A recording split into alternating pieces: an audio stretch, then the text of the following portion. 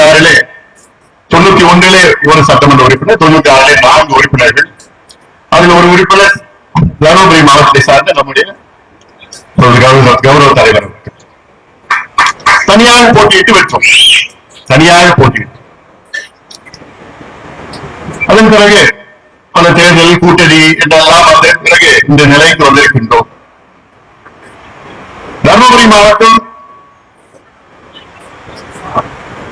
நம்முடைய வரலாற்றில், அதாவது பாட்டாளி மக்கள் கட்சி வரலாற்றிலே மிக முக்கியமான ஒரு மாவட்டம்.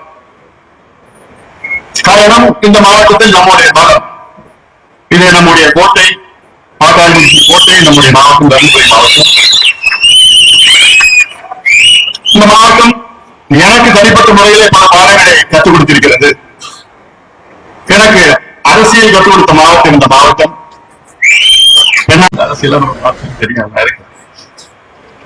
இந்த மாவட்டம் எவ்வளவோ இன்னைக்கு ஒரே ஒரு கேள்வி, திமுக இந்த மாவட்டத்துல என்ன பண்ணிருக்கிறாங்க?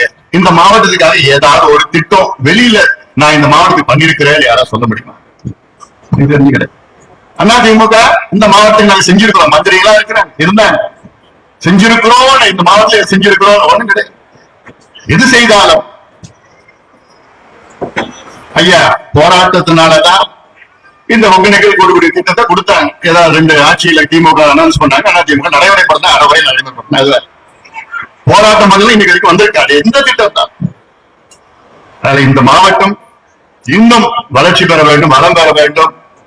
நடந்து முடிந்த நாடாளுமன்ற தேர்தல் அதெல்லாம் அடுத்த கட்டத்துக்கு நம்ம வந்துட்டோம். 10 மாதத்தில் சட்டமன்ற தேர்தல். என்னுடைய ஆசை 5 தொகுதியிலும் நான் வெற்றி பெற வேண்டும்.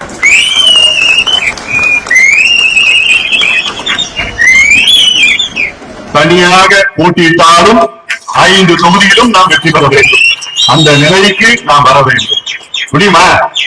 முடியுமா? உறுதியா முடியும். நம்மால மட்டும்தான் முடியும். வேற யாராலும் முடியாது. வேற யாரால முடியும்?